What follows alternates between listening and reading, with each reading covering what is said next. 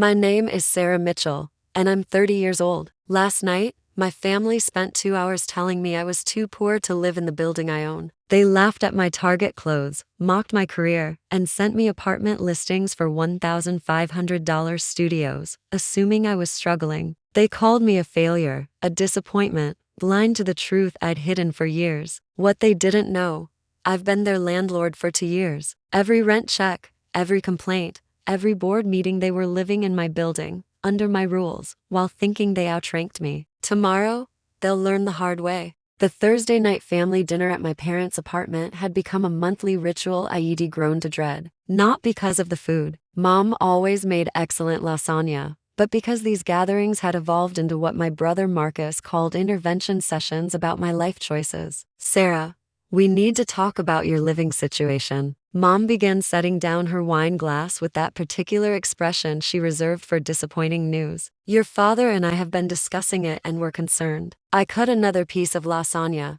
keeping my expression neutral. My living situation is fine, Mom. Fine. Marcus leaned back in his chair, his expensive suit jacket hanging perfectly on the chair behind him. At 32, he'd made junior partner at his law firm and never let anyone forget it. You're 30 years old and living in some studio apartment in God knows where. That's not fine. That's failure. His wife, Jennifer, nodded sympathetically, her diamond bracelet catching the light. We just want what's best for you, Sarah. Marcus and I live in this beautiful building. Your parents live here too. It's a community of successful people. This building has standards, Dad added, gesturing around their spacious 3-bedroom apartment. The board vets everyone carefully. They maintain a certain caliber of resident. I took a sip of water. I'm aware. Are you though? Marcus pressed. Because every time we invite you to look at available units here, you make excuses. Do you even know what the rent is in this building? I have an idea. Jennifer touched Marcus's arm gently. Maybe she just needs time to get her career on track. Not everyone can afford luxury living right away. The condescension in her voice was thick enough to cut.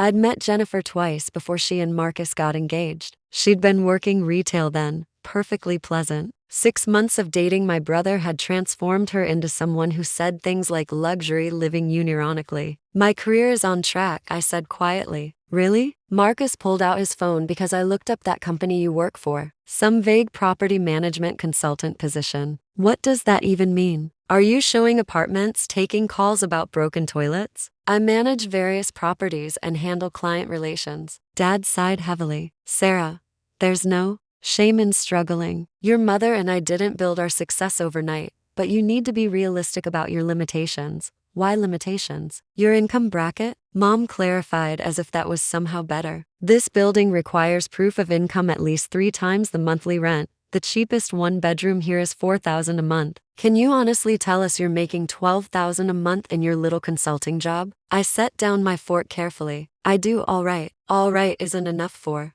this building, Marcus said. Look, I'm not trying to be harsh. I'm trying to help. Jennifer and I have been talking and we have a friend who manages a perfectly decent apartment complex in the suburbs, much more affordable. I could make a call. The suburbs are wonderful, Jennifer added brightly. Very family-oriented. Lower cost of living. I'm happy where I am. But where? I asked that exactly. Mom asked. You never invite us over. You never tell us your address. Are you embarrassed? Because if you're in some rundown neighborhood. I'm not embarrassed, Mom. Then where do you live? Dad demanded. Before I could answer, Marcus' phone buzzed. He glanced at it and smiled. That's the building manager. I asked him to send over some listings for smaller units in less prestigious buildings in the area. Thought you might want options. He turned his phone to show me a series of apartment listings, all in buildings that looked like they'd seen better days 30 years ago. See, these are more realistic for your situation. Still in the city, but manageable rent. 1,500, maybe 2,000 tops. This one even allows cats. Jennifer pointed at the screen enthusiastically. Do you have a cat? You seem like a cat person. I don't have a cat. Well, it's good to have options, Mom said. Really, Sarah? We're trying to help this building where we all live. It's just not realistic for someone in your position. My position? Your income level, Dad clarified. The board here is very strict. They've rejected doctors, lawyers, successful business owners. They turned down a hospital administrator last month because his income was just slightly below their requirements. They run credit checks, employment verification, the works. Marcus leaned forward. I'm on the board now. Actually, just got appointed last month and I've seen the rejection rate. It's brutal. People with six-figure incomes get turned away. They check everything. Your banking statements, your employment history, references from previous landlords. They don't mess around. The building maintains its reputation through very selective acceptance, Jennifer added as if reciting from a brochure. When we applied, they requested 3 years of tax returns. My point is, Marcus continued, even if you wanted to apply here, even if you could somehow scrape together the deposit and first month's rent, the board would never approve you. It's not personal. It's just facts. I checked my phone. A text message from my property manager, Robert, flashed on the screen. Lease renewal applications are piling up. Need your approval on several. Call when you can. Are we boring you? Dad's voice was sharp. No, sorry. Work message. Work. Marcus scoffed. Sarah, can I be brutally honest? This whole mysterious consulting thing, this refusal to discuss your finances, your living situation, it screams failure. Successful people don't hide their success. They live in buildings like this. They drive nice cars. They don't show up to family dinners in Target clothes. I look down at my jeans and simple sweater. These are comfortable. They're cheap, Jennifer said, her voice dripping with false kindness. Which is fine. Not everyone can afford designer brands, but it tells a story about where you are in life. Where am I in life, Jennifer? She glanced at Marcus before continuing. Struggling behind. And that's okay. Everyone struggles at some point. Marcus struggled when he was studying for the bar exam. I struggled when I was working retail, but we got through it and now look at us. To look at you, I repeated. In a building that represents success, Marcus said firmly. This isn't just about square footage and amenities, Sarah. It's about what your address says about you. When I tell clients I live in the Meridian Tower, they respect that. They know I've made it. The Meridian Tower does have an excellent reputation, I acknowledged. Exactly. Mom brightened. That's why we want you to aim for something better. Maybe not here, obviously, but something that shows you're moving up in the world. These apartments, Marcus found their stepping stones. You live there for a few years. You save money, you build up your career, and then maybe in 5 or 10 years, you could afford a building like this. Dad raised his glass. We're not trying to put you down, princess. We're trying to motivate you. Light a fire under you. You're 30 years old. It's time to get serious about your future. I am serious about my future. Then prove it, Marcus challenged. Tell us your actual income. Show us you're not just scraping by in some dump somewhere. My phone buzzed again. Another text from Robert. Also, the Johnsons in for B want to renew, but requested the option to break lease early due to job transfer possibility. Your call. Your work friends can wait, Dad said irritably. It's my property manager. Your property manager? Jennifer's eyebrows rose. Oh, so you do rent from a management company. See, those corporate apartment complexes can be nice too. Very convenient, very affordable, Marcus added with a smirk. Mom patted my hand. Honey, there's no shame in renting from a big company. Not everyone can afford buildings with private ownership. Speaking of which, Dad said, the owners of this building just reinvested in the lobby renovation. Have you seen it? Beautiful Italian marble. Cost over $200,000. The owners here really care about maintaining value, Marcus said. That's what separates luxury buildings from regular apartments. The owners have standards. I took another sip of water. Sarah, are you even listening? Mom's voice rose slightly. We're trying to have a serious conversation about your future and you're playing on your phone. I'm listening. Then respond. Dad's patience was wearing thin. Tell us you understand that you need to make changes. Tell us you'll look at those apartment listings Marcus found. Tell us you're ready to stop being the family disappointment. The family disappointment. That came out wrong, Mom said quickly. What your father means is I know what he means. Marcus stood up, walking to the window that overlooked the city. Look at this view. 23rd floor. You can see everything. The park, the skyline, the river. This is what success looks like, Sarah. Not whatever studio apartment you're hiding in. I'm not hiding. Then where do you live? Jennifer asked again. It's a simple question. Before I could answer, Marcus' phone rang. He glanced at the screen and smiled. It's Richard.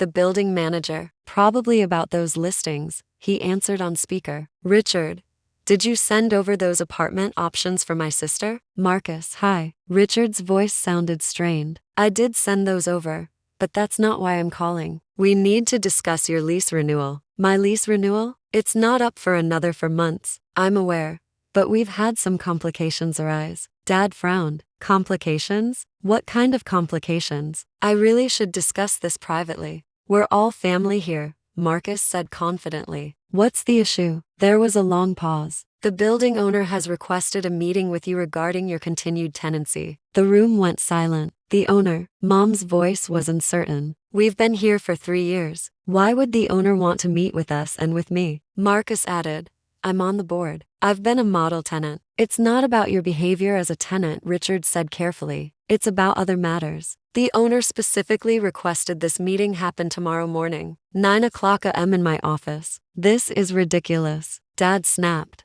We've never even met the owner. The building is managed through your company. What could the owner possibly want with us? I'm not at liberty to discuss the details over the phone. Marcus's confidence faltered slightly. Richard, we're friends. You approved my board appointment. What's going on? I'll see you tomorrow at 9, Richard said firmly and ended the call. The silence that followed was thick with confusion. That was strange, Jennifer said finally. Very strange, Mom agreed, looking at Dad with concern. Do you think there's a problem with the building? Some kind of financial issue. The building is extremely well managed, Marcus said, but his voice lacked its usual certainty. I'm on the board. I would know if there were problems. Unless they're keeping things from the board, Dad suggested. My phone buzzed again. A call this time from Robert. I stood up. Excuse me. I need to take this. Sarah, we're in the middle of a family crisis. Mom started. I'll just be a minute. I stepped out onto the balcony and answered. Robert, hi. Sorry to bother you during family dinner, but we have a situation that needs your immediate attention. What situation? Your family's lease renewals. Your brother just called me asking about apartment listings for you, and now there's this meeting request for tomorrow. I think we need to discuss how you want to handle this. Handle what exactly? The fact that they don't know you own the building. I looked back through the glass doors at my family gathered around the table, their faces etched with worry about their mysterious meeting tomorrow. I'll handle it, I said quietly. Are you sure? Because this could get complicated. Your brother is on the tenant board. Your parents have been here for 3 years. If they find out you've been their landlord this entire time, they're about to find out tomorrow at 9 o'clock a.m. Do you want me to prepare anything? Documents? Lease terms? Just have their files ready. All of them. Payment histories, board meeting notes, complaints filed, everything. You're sure about this? I watched Marcus pace by the window, his phone pressed to his ear, probably calling other board members to find out what was happening. Mom clutched Dad's hand, her face pale. Jennifer typed frantically on her phone, likely Googling tenant rights. I'm sure they all have everything ready. Sarah, yes. For what it's worth, they should have treated you better. I ended the call and stepped back inside. Everything okay? Mom asked, her voice strained with worry about her own situation. Fine, just work stuff. Work stuff? Marcus repeated absently, still staring at his phone. Sarah, you wouldn't happen to know anything about building management practices, would you? With your consulting job, I know a few things. Do owners usually call sudden meetings with tenants? Is that normal? Depends on the situation. What situation would require that? Dad demanded. We pay our rent on time. We follow all the building rules. We're ideal tenants. Are you though? The question hung in the air. What's that supposed to mean? Marcus' defensive tone was back. Nothing. Just wondering if the owner might see things differently. How would you know what the owner sees? Jennifer asked. I gathered my purse. I should go. You're leaving. Mom stood up quickly. But we haven't finished discussing your living situation. I think we've discussed it enough for tonight. Sarah, wait. Dad's voice stopped me at the door. This meeting tomorrow, it has us worried. All of us. He said, you know about property management. Is there anything we should be concerned about? I looked at each of Dad with his superiority complex, Mom with her constant disappointment, Marcus with his condescending success metrics, Jennifer with her borrowed arrogance. I think you should go to the meeting and find out. That's not helpful, Marcus snapped. Or family. If you know something, I know you have a meeting at 9 o'clock, eh?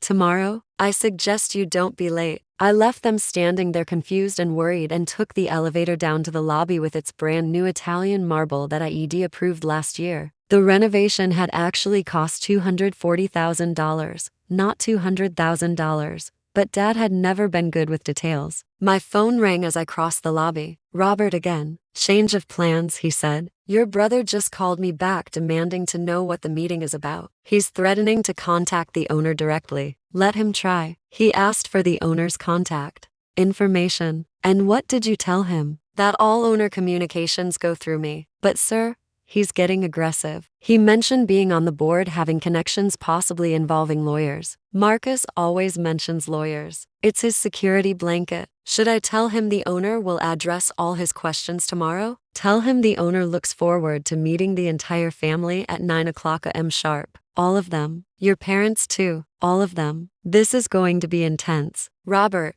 they spent 2 hours tonight telling me I'm too poor to live in the building I own. Intense is relative. He laughed. Fair point. I'll have the conference room set up. Do you want me there for the meeting? Definitely. And bring their complete files. I want every late payment. Every noise complaint they filed against neighbors. Every time Marcus has used his board position to threaten other tenants. He's done that 3 times that I know of. It's all documented. You really have been paying attention. I've been paying attention for 2 years. Robert, tomorrow they finally get to see what I've been seeing. I ended the call and walked to my car, a modest sedan that Marcus had once called embarrassing. It was actually a BMW, but I'd removed the badges because I preferred not to advertise. Just like I preferred not to advertise that I owned a $15 million luxury building in the heart of downtown. The drive to my apartment took 20 minutes, not a studio. Despite my family's assumptions, a 3-bedroom penthouse on the opposite side of the city, in a building I'd purchased as my first investment property at 26. But they'd never asked for my address, never requested to visit,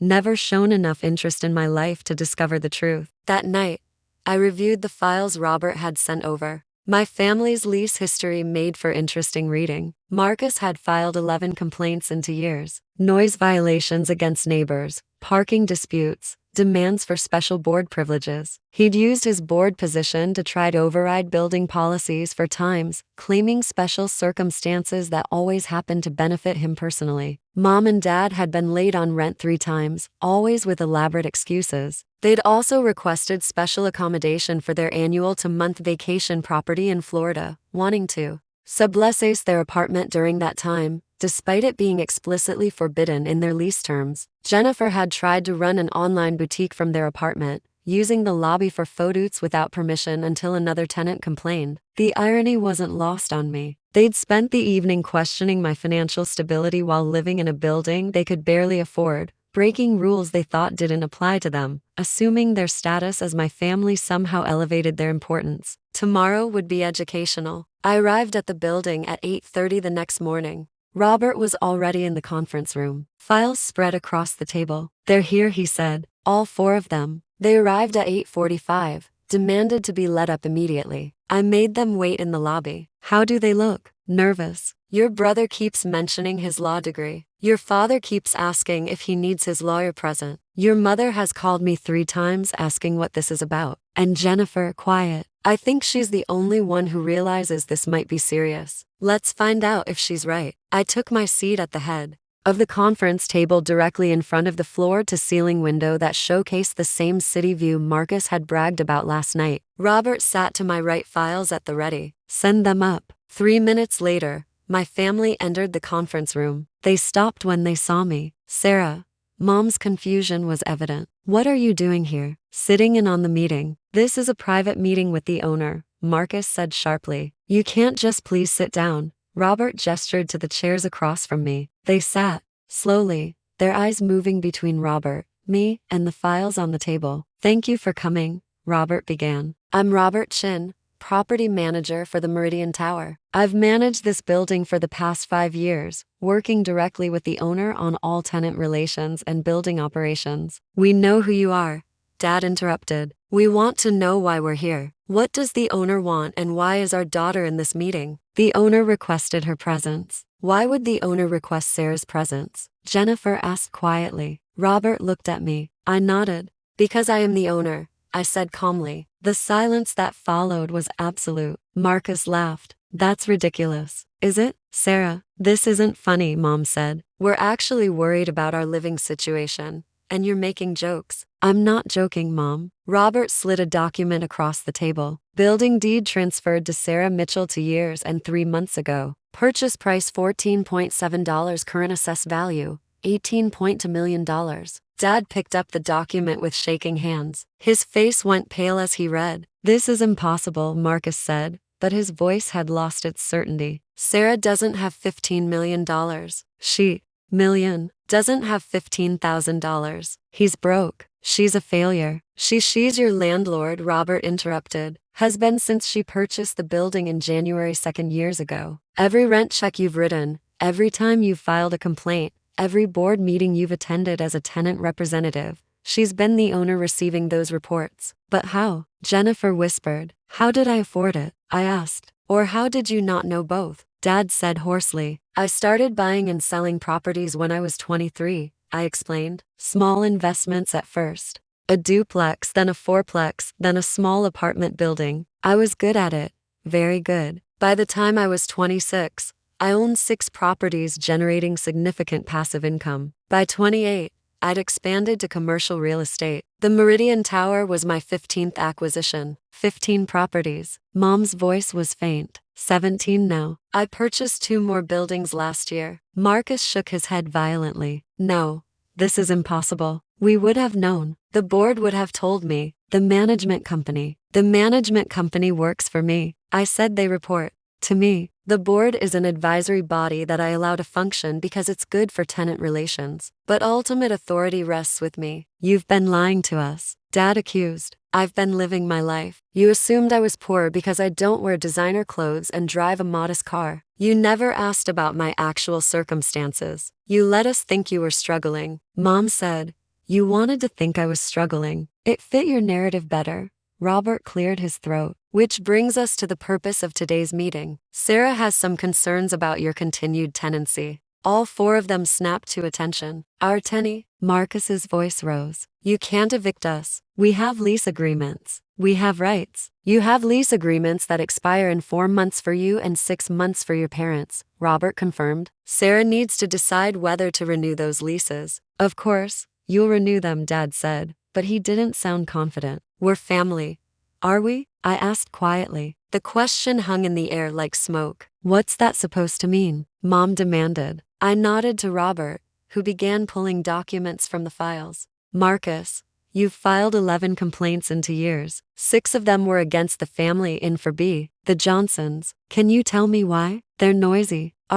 They? Because the Johnsons filed a complaint against you last month claiming you bang on their ceiling with a broom handle if you hear their children walking around after 8 o'clock p.m. The children are 6 and 8 years old. Marcus's jaw tightened. This building has quiet hours. Starting at p.m., I corrected. You've also used your position on the tenant board to threaten them with eviction 3 times. That's harassment, Marcus. I could evict you for that alone. You wouldn't. Robert slid another document across the table. Mr. and Mrs. Mitchell, your lease specifically prohibits subletting. You've attempted to sublet your apartment every summer for the past 2 years while you're in Florida. Those were just inquiries, Dad said quickly. We never actually. You posted your apartment on vacation rental websites twice. We have screenshots. That's a lease violation. Mom's hands twisted in her lap. We didn't know that was against the rules. It's in Section 8 of your lease agreement which you signed. Jennifer, I said, turning to my sister-in-law. Running a business from a residential unit violates both your lease and city zoning laws. You turned the lobby into your personal photography studio for times before we shut it down. I didn't know. You knew. You were warned. You did it anyway. Sarah, please. Mom's voice cracked. We're your family. Surely this doesn't matter. These are minor issues. Minor issues. I met her gaze. Last night you told me I was too poor for this building. You suggested Section 8 housing. You called me a family disappointment. You spent 2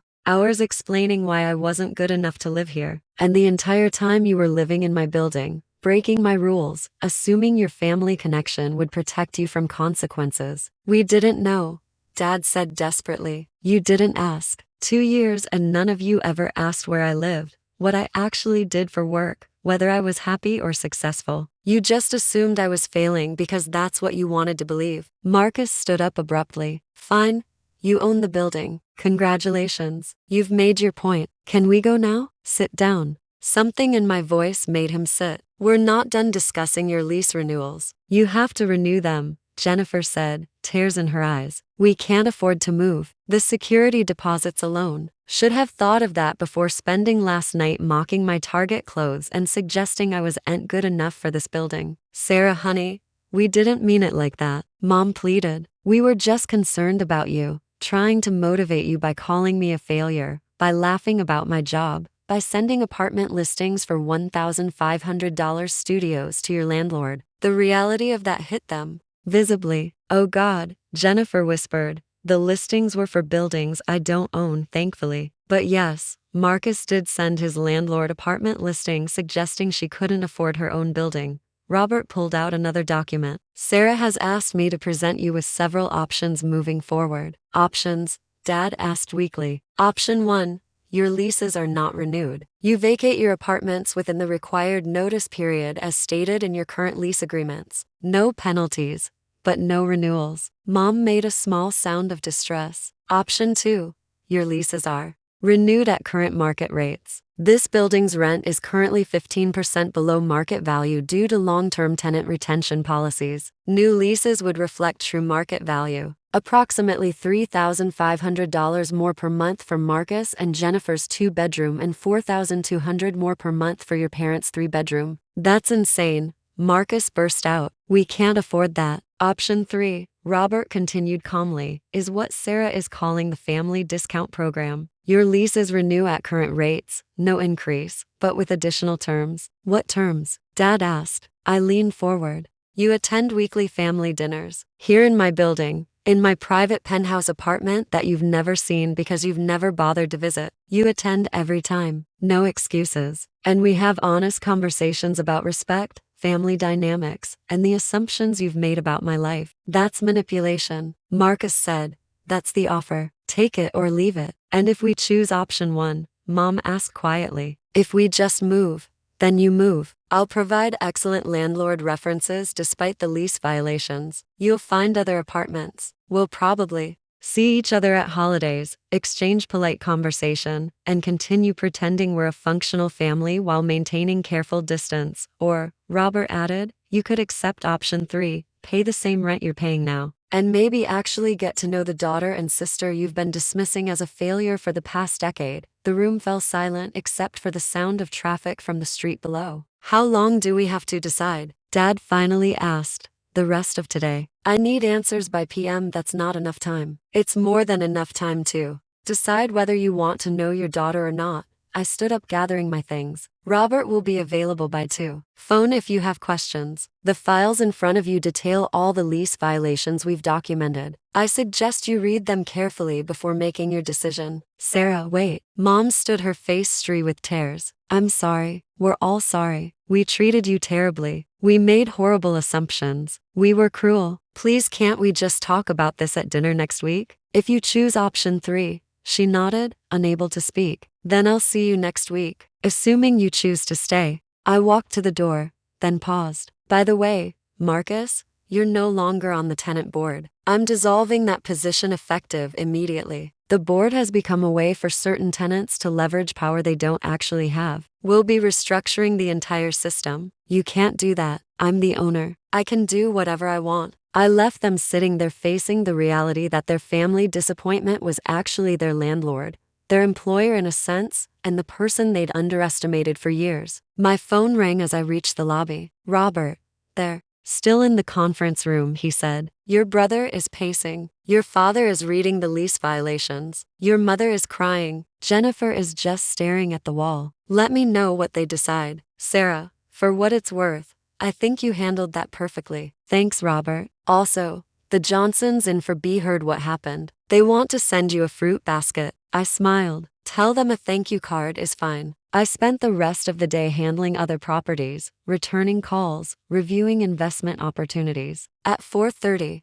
my phone rang. It's Robert. They've made their decision. And they chose option 3. All of them. They want to stay, want the family dinners, want to try to fix this. Did Marcus look like he was being held at gunpoint? Robert laughed a little, but Jennifer was crying again, this time apologizing. Your mother kept saying she wants to know the real you. Your father asked if he could see your other properties sometime. Said he might want to learn about real estate investment. He wants investment advice from his disappointing daughter. Seems like it. Should I draft the new lease agreements? Yes. Standard terms, current rates, with an addendum about the family dinner requirement. Make it official. Done. When's the first dinner? Next Sunday, 6 p.m. Tell them the dress code is casual. Target clothes are welcome. You're enjoying this a little, I admitted. Is that wrong? After what they put you through last night? Not even a little bit. I ended the call and looked out at my city view from my penthouse in my building, living my life that everyone had assumed was a failure. My phone buzzed with a text from Mom. Thank you for giving us another chance. We don't deserve it. Love you. Another from Dad. You've built something incredible.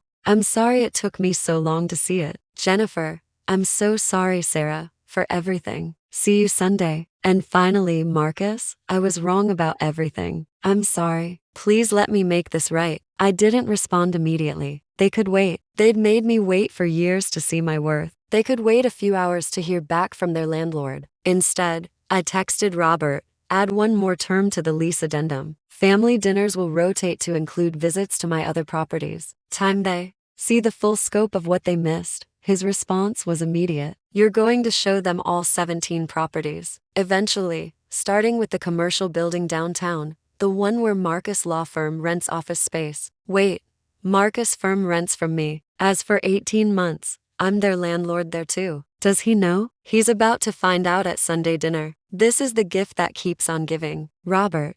Yes. Thank you for helping me handle this. I know it was complicated. Are you kidding? Best work day I've had in years. Same time next week for the follow-up. Same time next week. I set down my phone and smiled. Tomorrow they'd realize I own 17 properties. Next week, they'd learn about the commercial real estate portfolio. Eventually, they'd discover that the family disappointment had built an empire while they were busy judging her Target clothes. But tonight, I was just going to enjoy the silence of my penthouse, in my building, in my life that I'd built one property at a time while everyone assumed I was failing. Turned out the only thing I'd been failing at was caring what they thought. And I just stopped failing at that too. They thought I was failing, but I was holding all the power. Find out how I flipped the script.